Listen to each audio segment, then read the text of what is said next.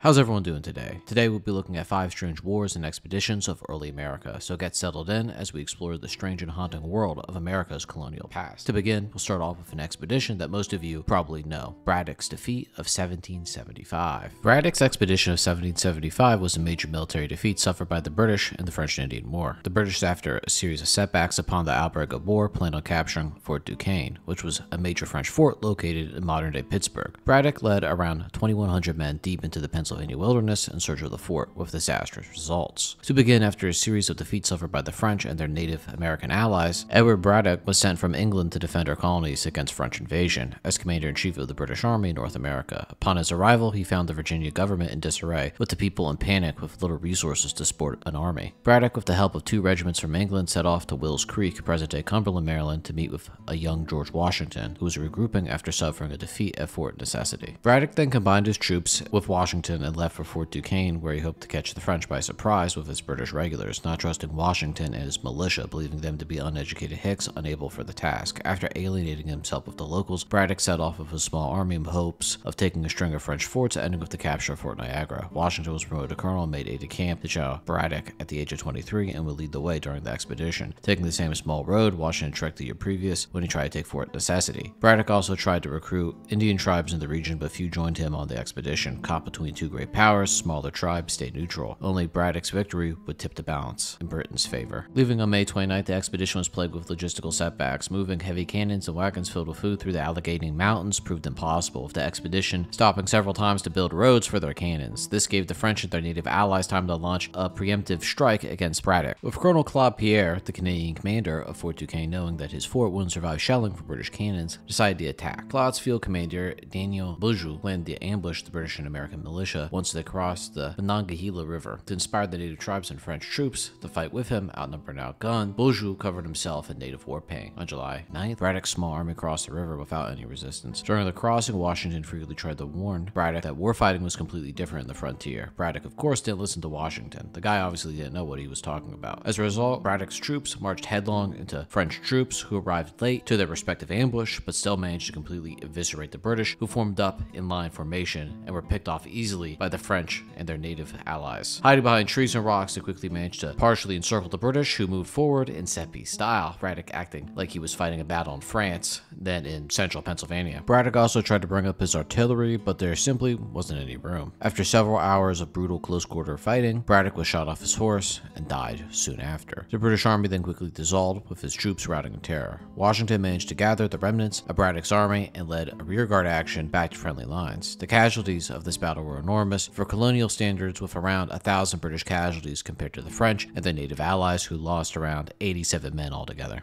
The next conflict we'll be talking about is King Philip's War, which was fought between British settlers and native tribes in New England. The war is known as one of the bloodiest wars per capita in U.S. history, with over 30% of the English population killed on the one side and 60% of the Native American tribes killed on the other. But to talk about this war, we have to go back to the beginning of England's arrival to the New World. In 1621, the Wampanoag tribe, say that name 3 times, were the first to greet English settlers to America. They helped the settlers by providing land and farming techniques, and also how to survive in the harsh northern climate under the watchful eye of their sachem or chief, Massasoit, of the Wampanoag tribe. Under his rule, peace was kept between the English and Native Americans for over 55 years. But upon Massasoit's death in 1661, his son, Philip Medicon, took over, as tensions started to rise between the English, who were selling the natives liquor, blankets, and guns in exchange for more land. On top of that, the settlers were also encroaching on native culture by spreading Christianity and the Anglo-Saxon way of life to the tribes in the region. But what actually started the war was when the Plymouth colonists executed 3 of Philip's warriors, who were found guilty of murdering John Sansamon, a Harvard-educated native convert to Puritanism.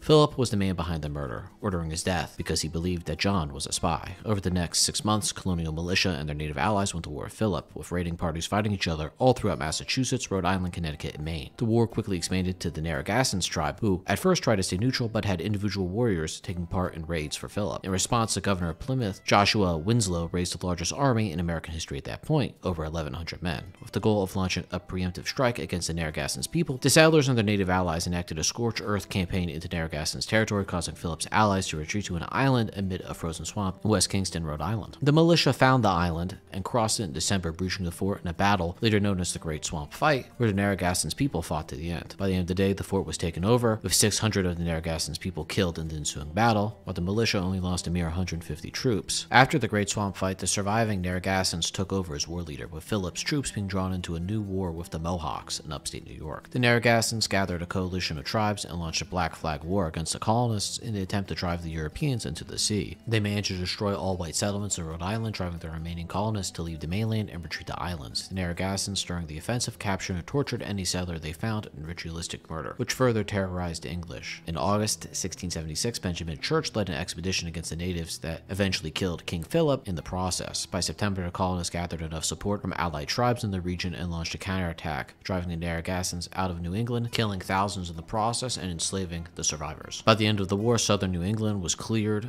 of its native population, and the English became the dominant power in the region right up to the American Revolution. In the end, around 1,000 colonists and 3,000 natives died in the 2-year war. Changing gears to the Spanish Empire, the Puebloan Rebellion in 1680 was a carefully orchestrated revolt against the Spanish, where the Puebloans overthrew Spanish rule in New Mexico for over 12 years. The Puebloans had suffered under Spanish colonization since their arrival in 1598. Catholic missionaries quickly subverted native culture upon their arrival, burning ceremonial and sacred objects, thinking that it would win friends and influence people. On top of that, Indians were tried under Spanish law and were subject to hanging, whipping, dismemberment, and slavery. To add insult to injury, Puebloan culture was being erased, with waves of settlers from Spain flooding New Mexico. The Spanish were also poor governors. On top of all of this, they forced the Puebloans to pay tribute by handing over mass quantities of food, which caused a famine. The Spanish also failed to defend their underclass from the Apache, who frequently raided Puebloan lands. By the 1670s, the colony was in total disarray, with famine, disease, and war ruling the day. But what started the revolt, much like in King Philip's War, was the result of Puebloans being executed. The governor of the province had several healers or medicine men put to death for sorcery. 7 were captured, 4 lost their lives, but their deaths weren't in vain. Their sacrifice encouraged the Puebloan people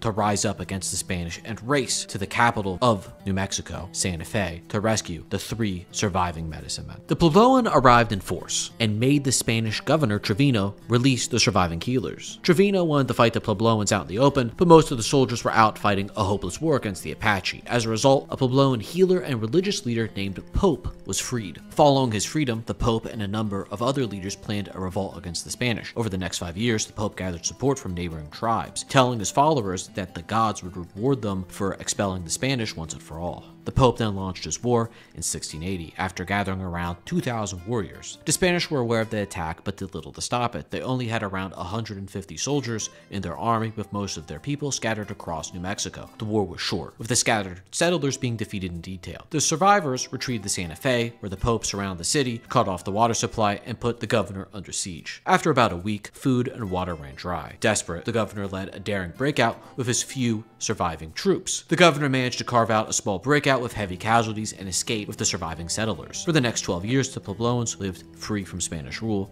despite several attempts at reconquest. Finally, the Spanish reconquered New Mexico, not out of fear of the Puebloans, but out of fear of the French, who were expanding. The Spanish sent Diego Vargas to retake New Mexico. Vargas raised a small army made out of mostly Puebloans and turned the tribes against each other, and quickly re-established control of New Mexico with the help of artillery, of course. King William's War is a strange footnote in American history. It was the first war that Britain and France fought each other on the American continent. In this war, Britain and France decided to not send aid to North America in order to preserve their colonies. As a result, the war was mostly fought by militia and their native allies. The English and French fought each other to a stalemate on the ground, but Governor William Phips, who was known for creating the court that started the Salem witch trials, left with a small fleet to capture Port Royal in Arcadia. Once Arcadia fell, Phips moved to Quebec, but Phips, lacking proper weaponry to shell the city, decided to storm it outright. The French drove his small landing party into the river almost immediately after his militia landed. Defeated and low on rum, Phips retreated back to Massachusetts. Very few people died in this expedition due to combat, with most dying of smallpox that erupted around the city of Quebec. There was nothing really important about this war historically. The only reason why it made the list was because of the sheer number of deaths caused by disease, with 30 men dying in battle trying to take Quebec and over 1,000 dying on the ship ride home once the expedition was over. The final war we'll be talking about is St. Clair's defeat of 1791, which was fought on November 4th in northwestern territory of the U.S. The U.S. Army faced off against the Western Confederacy of Native Americans. The battle was known as the most decisive defeat in the history of the American military. The origins of the war started with the Treaty of Paris in 1783, which ended the American Revolutionary War. Great Britain recognized the U.S. of all lands east of the Mississippi River and just south of the Great Lakes, but their Native American allies did not. Tribal leaders such as Little Turtle and Blue Jacket obviously rejected America's claim to their lands. Deep in debt, like your average college student, the young U.S. was struggling to make ends meet, with the Articles of Confederation preventing the government from taxing their own citizens. As a result, Washington planned on selling off their Northwest Territory to raise money and planned on removing the Native Americans from their lands forcefully. Obviously, war broke out almost immediately, with Secretary of War Henry Knox sending a force of 1,500 men to crush the natives. This small army under Joshua Harmer marched north